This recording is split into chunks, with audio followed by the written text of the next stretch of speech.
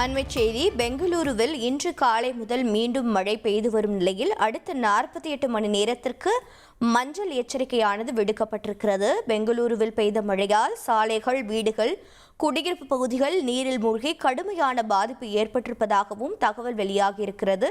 விவரங்களை செய்தியாளர் பாரதி ராஜா வழங்கி கேட்கலாம். பாரதி ராஜா, வணக்கம். தற்போது பெங்களூருவில் பெய்திருக்கும் மழையால் மக்களுக்கு என்னென்ன பாதிப்புகள் ஏற்பட்டிருக்கிறது? அவர்களது உடனடி தேவை என்னவாக இருக்கிறது? மேலும் விவரங்கள் என்னென்ன? கண்டிப்பாக பெங்களூர்ல இன்னைக்கு காலை 6 மணி முதல் பரவலாக கனமழை பெய்து வருகிறது. குறிப்பா நேற்று சற்று ஓய்ந்திருந்த மழை இன்று காலை முதல் வேகம் எடுத்திருக்கிறது என்றுதான் சொல்ல வேண்டும். ஏற்கனவே நேற்று முன்தினம் இரவு பெய்த மழைக்கு நேற்று பெங்களூரு நகரம் முழுவதும் வெள்ளக்காடாக இருந்ததுதான் பெரிய செய்தியாக இருந்தது. குறிப்பாக சொல்ல வேண்டும் என்றால் சாய் லேஅவுட் பகுதியில மக்கள் குடியிருப்புகள்ல இருந்து வெளியேறி படகுகள் மூலமா வெளியேற வேண்டிய சூழலா இருந்தது.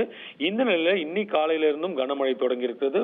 இதன் காரணமாக முன்னெச்சரிக்கை நடவடிக்கையாக அங்க பெங்களூர்னாலே ஐடி நிறுவனம் தான் பிரபலம். ஐடி நிறுவன ஊழியர்களுக்கு வீட்டிலிருந்தே வேலை பார்க்க வேண்டும் என்ற ஒரு அறிவுறுத்தலும் உத்தரவும் வந்திருக்கிறது என்பது குறிப்பிடத்தக்கது.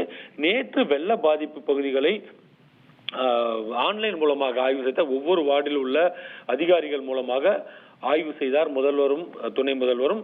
இதன் பிறகு 210 பகுதிகள் வெள்ள பாதிப்பு ஏற்படலாம் என்று அடையாளம் காணப்பட்டிருப்பதாகவும் அதில் 166 இடங்களில் ஏற்கனவே முன்னெச்சரிக்கை நடவடிக்கைகள் எடுக்கப்பட்டிருப்பதாகவும் முதல்வர் தெரிவித்திருந்தார்.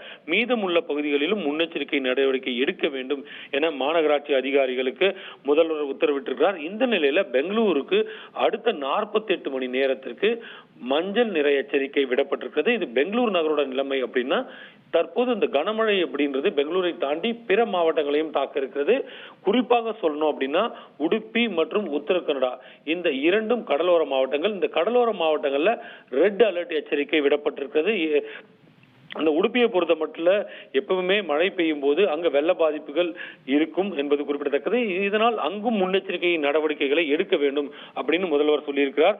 இது தவிர 8 மாவட்டங்களில் ராம்நகர், மண்டியா, மைசூரு, குடகு இந்த மாவட்டங்கள் எல்லாம் மஞ்சள் நிற எச்சரிக்கை வானிலை ஆய்வு மையம் அறிவித்திருக்கிறது. எனவே மழை என்பது பருவ காலத்திற்கு முன்பே, பருவமழை என்பது வழக்கமாகவே ஜூன் மாத இறுதியில் தொடங்கும், 3வது வாரத்தில் தொடங்கும் என்பதுதான் கர்நாடகாவின் நிலை. ஆனால் பருவமழைக்கு முன்பே இந்த கனமழை தொடங்கி இருப்பதால் மக்கள் மிகவும் எச்சரிக்கையாக இருக்க வேண்டும் என்றும் அரசு அறிவுறுத்தியுள்ளது. மக்கள் எவ்வளவு எச்சரிக்கையாக இருக்க வேண்டுமோ அதே போல அரசு நடவடிக்கை எடுக்க வேண்டும் என்ற ஒரு விஷயமும் மக்கள் தரப்பிலிருந்து கோரிக்கையாக வைக்கப்படுகிறது. உங்களுடைய தகவல்களுக்கு நன்றி பாரதி ராஜா.